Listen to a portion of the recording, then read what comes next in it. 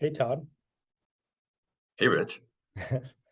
We are roughly 30 days out from our previous, or from last month's newsletter, I should say. So we are October 2022. And I'd say quite a bit has changed in the mortgage and real estate market. So wanted to give a quick update on the real estate side of things, just as a general update. And then I'll turn it over to you to chat about rates and what's going on in the mortgage world. So real quick, we came into 2022 pretty hot. We came into the year 21% year over year, 70% pending ratio, pretty much on average across every market that we operate in. Since then, we are down below 9% year over year appreciation and are currently sitting at a 40% pending ratio.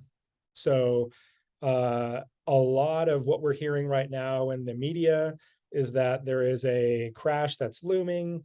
And I think if we just take a step back and put that into perspective, the reality is we need to get to a market where we get back towards appreciating at the averages, which since World War II has been about 4 or 5% on average for real estate. In fact, if you look at any 10-year period, it's going to be really hard to find a 10-year period or even a 5-year period where you lost money or lost value in real estate. So, putting into perspective, yes, we're seeing a cooling on prices. It's still a positive appreciation. We've seen more inventory come onto the market, which is creating some opportunities, really both for the buyer and the seller. Sellers are coming off of 5 or 6 years of pretty solid price appreciation. So sitting on a lot of equity in the house, for life changes and things along those lines. And for borrowers, they have a little more time, a few more options to choose from. Maybe need to get a little bit more creative with affordability, but the market as a whole, fundamentally, the only change is that interest rates have been a little bit crazy. And that's where I'm going to turn it over to you and just, give us a recap of what's happened over the last month and, maybe how buyers can be competitive in this market and making things more affordable. Yeah, thanks, Rich. Yeah, rates have gone up more over the last month. We had stabilized a little bit, and with average rates being just under the 6% mark, and over the last month they have creeped up. The average mortgage rate right now is hovering right around the 7% mark. Mortgage News Daily shows it at 7.04% for the average right now. So that is a 1% increase, and that does reduce people's ability to buy, or at least their comfort level for the payment that they're comfortable with. It reduces the amount that of home that they can get for that. We do have a few tools though that can kind of combat that. We talked about 3-2-1 buy downs in our last video session. That's still an excellent way to go. I will chat about that in just a second. What's causing rates to go up? I mean, there's a lot of talk in the news about the Feds raising the Fed fund rate, and while there's not a direct correlation between that and mortgage rates, there is a correlation. The Fed is raising those rates to try and cool inflation. Inflation is driving costs up for industry, for production, for all of the goods that we purchase, and so it's vitally important that they stop or at least slow down the inflation numbers. And with that, there's been some uncertainty in the stock market as well. Numbers because of the increased production costs for a lot of these companies, their profit numbers are not showing what they have been the last couple of years. And that the combination of both of those does have an effect on rates.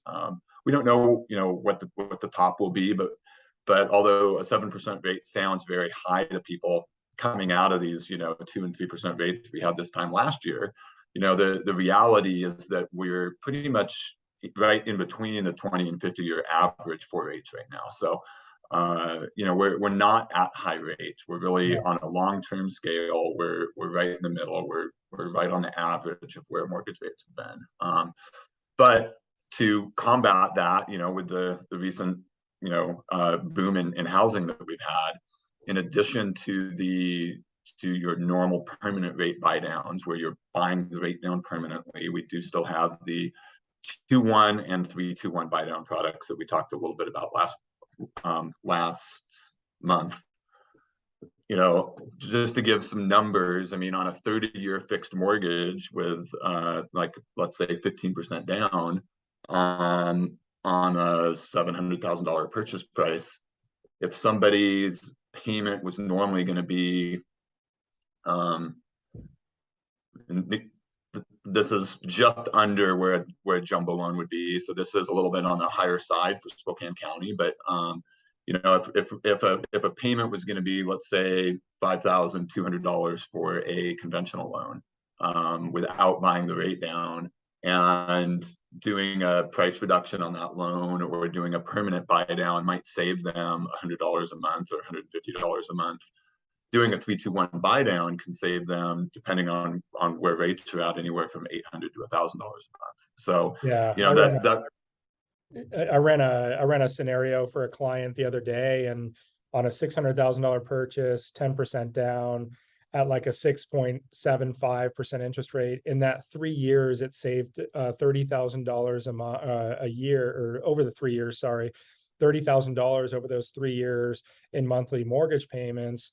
And then I think it's like an additional $26,000 in interest rate or in interest payments that are saved in that first 3 years, with having these rates so low. So great short-term product. Obviously betting that rates are going to go back down on the short term, and we're going to stabilize to some extent, right? Correct. And historically, if we look at the last, 5 or 6 cycles of interest rates being high, mortgage rates going up, every single time in the past, rates have gone back down after that. Once inflation is brought back to a normal level, rates will come back down to help stimulate the economy. The Fed should also be reducing the Fed fund rate at that point. So yeah, this is a short-term solution, with the goal that it only needs to be a short-term solution to get us through the next couple of years. Yeah, so I think in summary, if we're looking at the next 3 months, 6 months, the things that I'd be looking at, the things that I'm advising my clients is look for the short-term ways to make mortgage more affordable, because there will be opportunities in this market, with more houses coming onto the market, a lower pending ratio.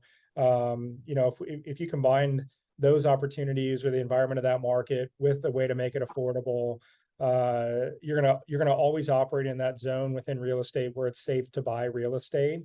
Because I can tell you from 12, 13 years of experience, it's almost impossible to time the market of real estate. It's like asking to tell you the exact moment that a freight train stopped or started applying the brakes and where it's ultimately going to stop, and you just don't know. As always, I appreciate your time, Todd. I look forward to next month, maybe with some better news on rates and the real estate market in general. But check out the 3-2-1 product for any of you guys that are in the market or currently or looking to get into the market.